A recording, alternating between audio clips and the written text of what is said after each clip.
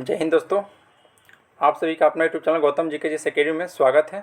दोस्तों आज हम लोग सेट नंबर 14 देख रहे हैं। तो चलिए दोस्तों, सबसे पहले हम लोग क्वेश्चन की ओर स्टार्ट करते हैं। नो बकवास, ओनली फॉर क्वेश्चन यहाँ पर हम लोग सिर्फ देखेंगे। क्वेश्चन में दोस्तों सेट नंबर 14 का पहला क्वेश्चन कर रहा है कि संभावनावाद विचारधारा के समर्थक थे।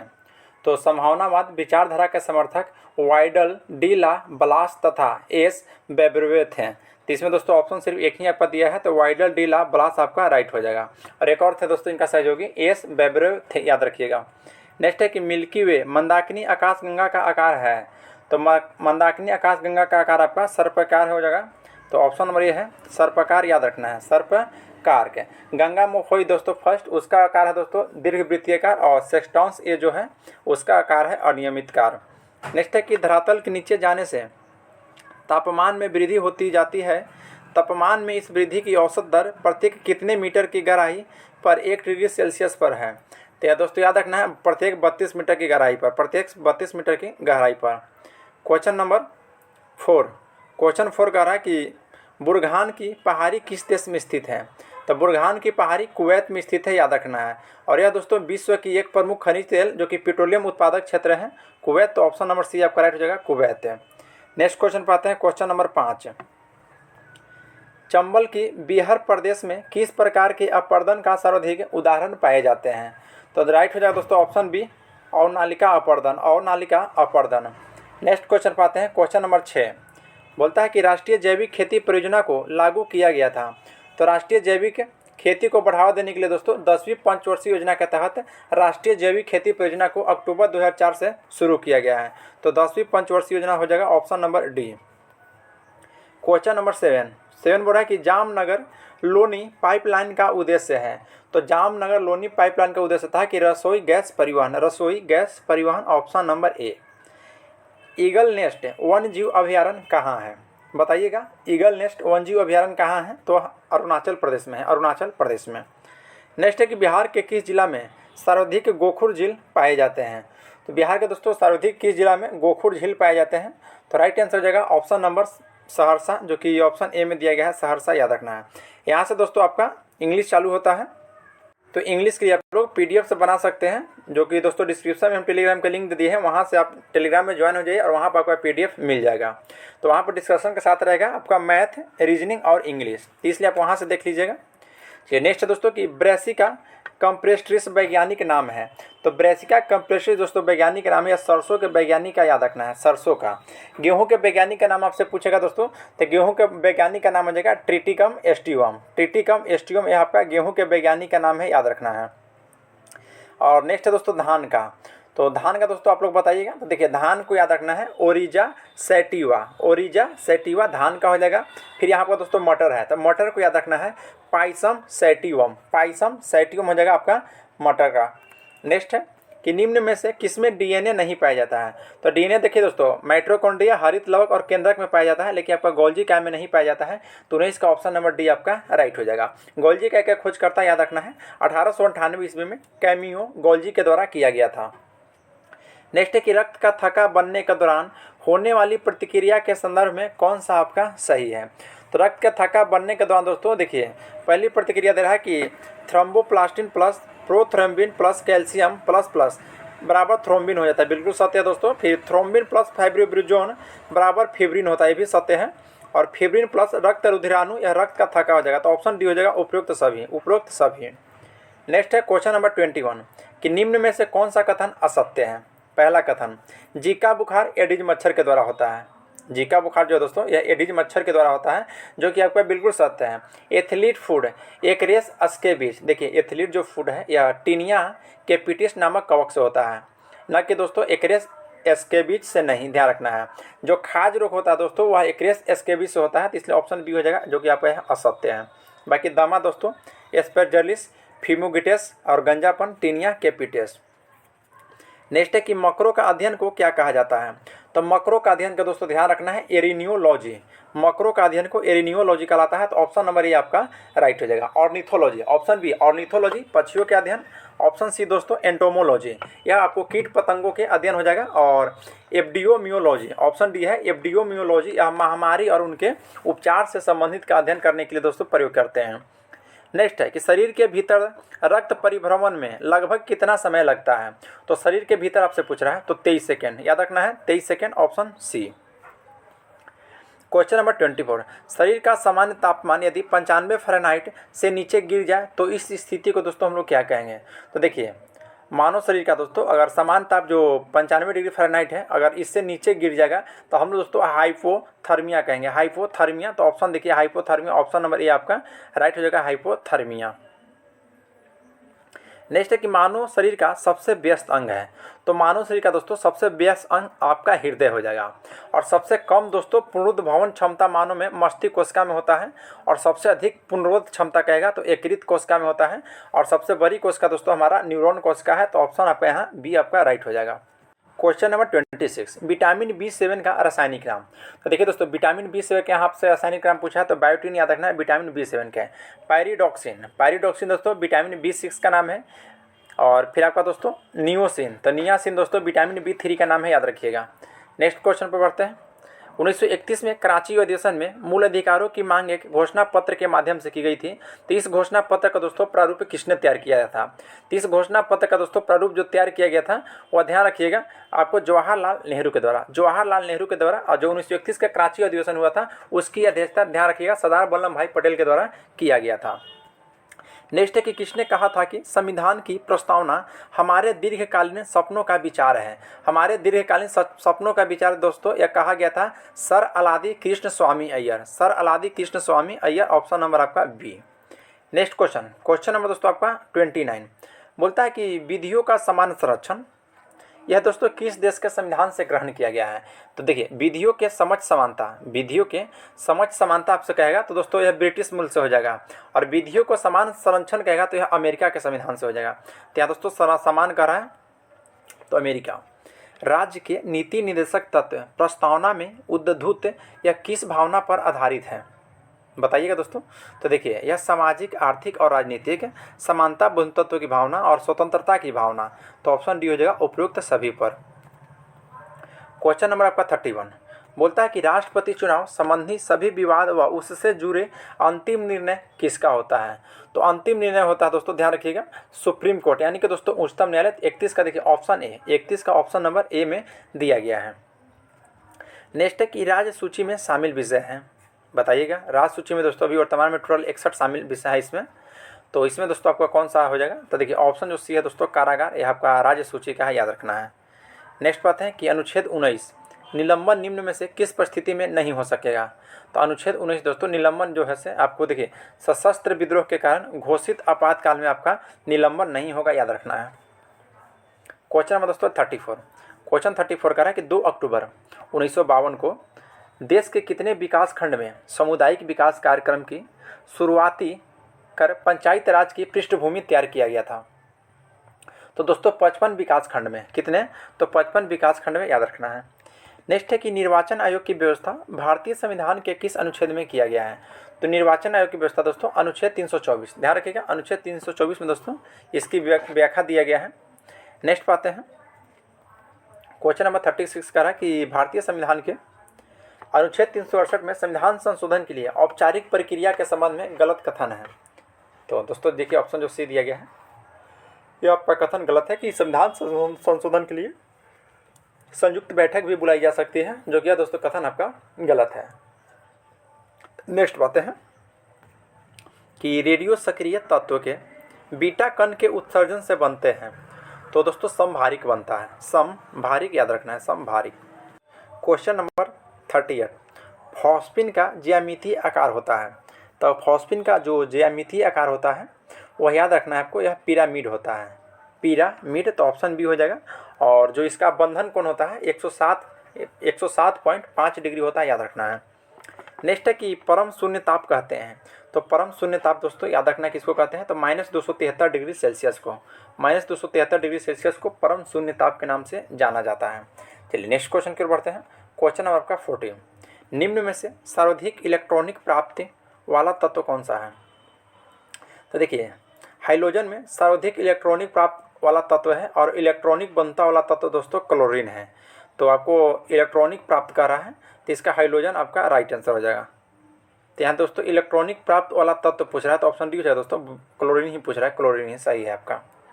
चलिए नेक्स्ट है ऑप्शन बिल्कुल चलें दोस्तों कि आर्द्र हवा में सोडियम की सतह मलिन पड़ जाती है क्योंकि, तो क्योंकि दोस्तों मलिन इसलिए पड़ जाती है कि उस पर सोडियम ऑक्साइड का परत जम जाता है और सोडियम ऑक्साइड जल वाष्प से संयोग कर सोडियम हाइड्रा ऑक्साइड का निर्माण करता है और सोडियम हाइड्रा ऑक्साइड वायु में उपस्थिति कार्बन डाइऑक्साइड से दोस्तों संयोग कर सोडियम कार्बोनेट बना लेता है, इसलिए तो ऑप्शन डी हो जाएगा उपयुक्त में से सभी। नेक्स्ट है कि एल्युमिनियम कार्बाइड पर जल की प्रतिक्रिया से बनता है, तो एल्युमिनियम कार्बाइड पर दोस्तों जल की प्रतिक्रिया से मीथेनॉइड बनता है, मीथेनॉइड, तो ऑप्शन ए आपका हो जाएगा दोस्तों, मीथेन गैस से मीथेनॉइड, तो ऑप्शन नंबर ए। नेक्स्ट क्वेश्चन आता है क्वेश्चन नंबर 43, बोल रहा दोस्तों कि चीर फाड़ या दांत उखाड़ते समय बेहोश करने के लिए ऑक्सीजन के साथ किसका मिश्रण निषेचेतक के रूप में प्रयोग किया जाता है, तो यह दोस्तों आपका नाइट्रस ऑक्साइड का। नेक्स्ट है कि निम्न में से किसका उपयोग मूत्र रोग की दवा के रूप में होता है, तो देखिए यूरोट्रोपिन का दोस्तों उपयोग मूत्र रोग के दवा के रूप में किया जाता है। मोम प्रकृति में पाए जाने वाला एक प्रकार है, तो मोम जो है दोस्तों यह प्रकृति में पाए जाने वाला जो है तत्व किसका प्रकार है, तो यह दोस्तों एस्टर का, याद रखिएगा एस्टर का। क्वेश्चन है कि गीता ने सीता को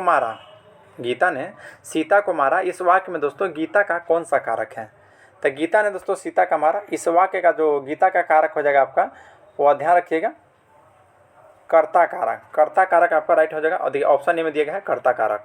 फिर है कि शब्दों को सार्थक समूह को क्या कहते हैं, तो शब्दों को दोस्तों सार्थक समूह को आपको ध्यान रखिएगा वाक्य कहते हैं, तो ऑप्शन नंबर आपका बी हो जाएगा वाक्य। अर्थ की दृष्टि से वाक्य के कितने भेद हैं, तो अर्थ के दृष्टि से दोस्तों वाक्य के कितने भेद हैं, तो ऑप्शन सी हो जाएगा दोस्तों 8 भेद हैं, याद रखना है। 8 भेद दोस्तों ध्यान से सुनिएगा। पहला है विधानवाचक, दूसरा निषेधवाचक, तीसरा आज्ञावाचक, चौथा प्रश्नवाचक, पाँचवा इच्छावाचक, छठा संदेहवाचक, सातवां विस्मयवाचक और 8वां संकेतवाचक। नेक्स्ट है दोस्तों कि मैं कल दिल्ली गया था, अर्थ की दृष्टि से वाक्य भेद बताइए, तो मैं कल दिल्ली गया था दोस्तों यह विधानवाचक वाक्य हो जाएगा, विधानवाचक। नेक्स्ट दोस्तों कि कवि मंच पर कविता सुना रहा है, वाक्य में उद्देश्य बताइए, तो इसमें दोस्तों उद्देश्य हो जाएगा कि कवि मंच पर कविता सुना रहा है, इस वाक्य में कवि उद्देश्य हो जाएगा आपका कवि, तो ऑप्शन देखिए सी में है कवि। नेक्स्ट है दोस्तों कि सम्मुख का विलोम शब्द है, तो सम्मुख का दोस्तों विलोम शब्द कौन सा होता है, तो विमुख, सम्मुख का विमुख, ऑप्शन नंबर ए। क्वेश्चन नंबर दोस्तों 52 कि आगे बढ़कर स्वागत करने के लिए एक शब्द क्या होगा, तो आगे बढ़कर स्वागत करना, ध्यान रखिएगा आगे बढ़कर स्वागत करने के लिए दोस्तों जो एक शब्द आपका हो जाएगा यहाँ पे ऑप्शन नंबर ए अगुवानी हो जाता है, अगुवानी।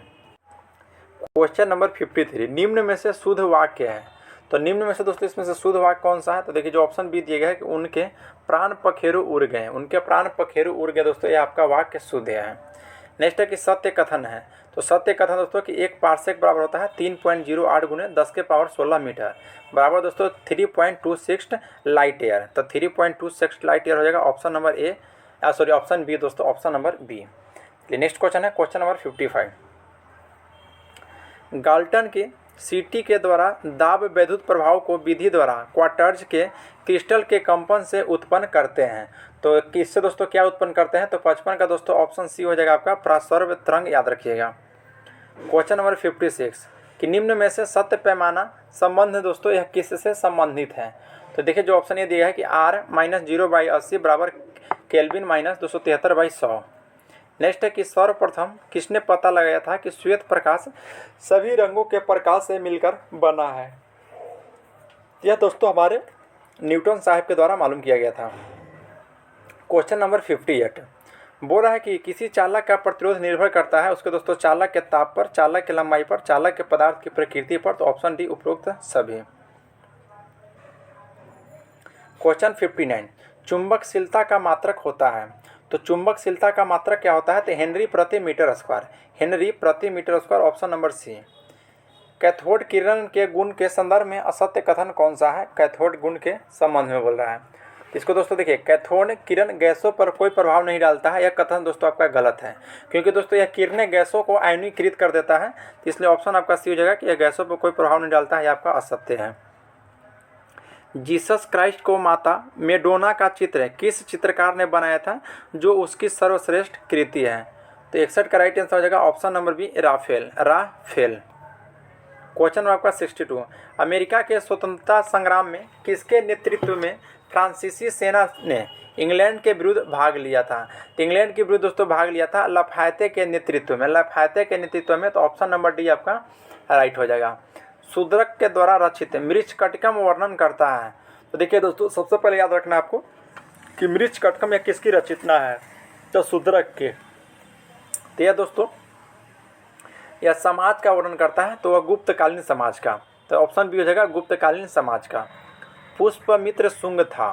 तो पुष्पमित्र शुंग दोस्तों यह कट्टर ब्राह्मणवादी था। तो ऑप्शन सी हो जाएगा, एक कट्टर ब्राह्मणवादी था पुष्पमित्र शुंग, याद रखना है। क्वेश्चन नंबर दोस्तों आपका 65, वातापी का प्रथम निर्माता कहा जाता है? तो वातापी का दोस्तों प्रथम निर्माता कहा जाता है कृतिवर्मन प्रथम का। कृतिवर्मन प्रथम का दोस्तों कार्यकाल की आपको बात की जाए तो 566 से लेकर 597 ईस्वी तक रहा था, याद रखना है। पुलकेशी द्वितीय दोस्तों यह चालुक्य शासक में सर्वाधिक प्रतापी शासक हुए थे। नेक्स्ट है कि किसने लिखा है कि भारतीय मरना चाहते हैं लड़ना नहीं, मरना जानते हैं लेकिन लड़ना नहीं? तो देखिए दोस्तों, यह बाबर। देखिए बाबर ने यह भी लिखा था दोस्तों कि हिंदुस्तान बड़ा देश है और यहाँ सोने चांदी का अथाह संपत्ति है। और बाबर से संबंधित क्वेश्चन बताएं तो बाबर ने 1526 ईस्वी में मुगल वंश की स्थापना किया है, याद रखना है।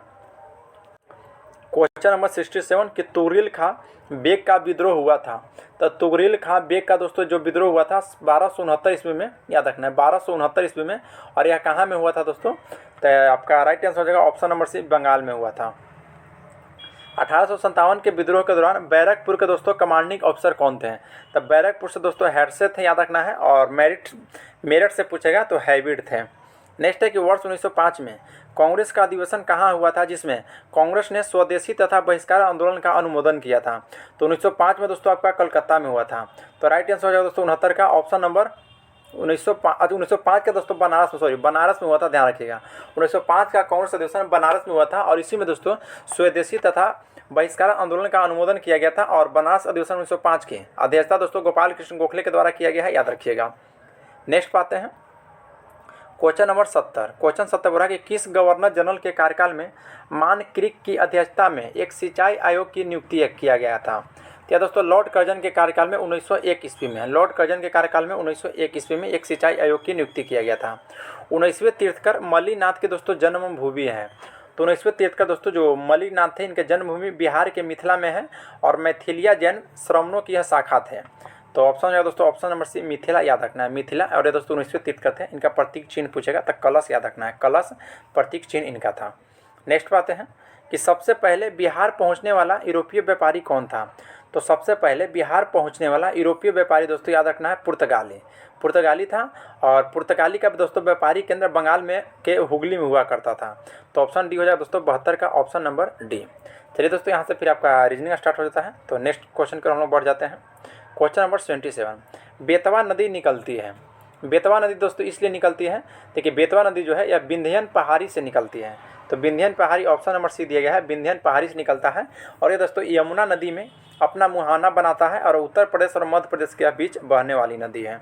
नेक्स्ट है कि भारतीय स्त्री मंडल के संस्थापक हैं। तो भारतीय स्त्री के दोस्तों मंडल के संस्थापक कौन है? तो दोस्तों सरला देवी चौधरानी थे। तो ऑप्शन देखिए ऑप्शन नंबर बी हो जाएंगे सरला देवी चौधरानी। नेक्स्ट क्वेश्चन पाते हैं। और दोस्तों 1910 में स्थापित किए थे कि प्रथम भारतीय एवं स्वतंत्र भारत के प्रथम आरबीआई गवर्नर कौन थे?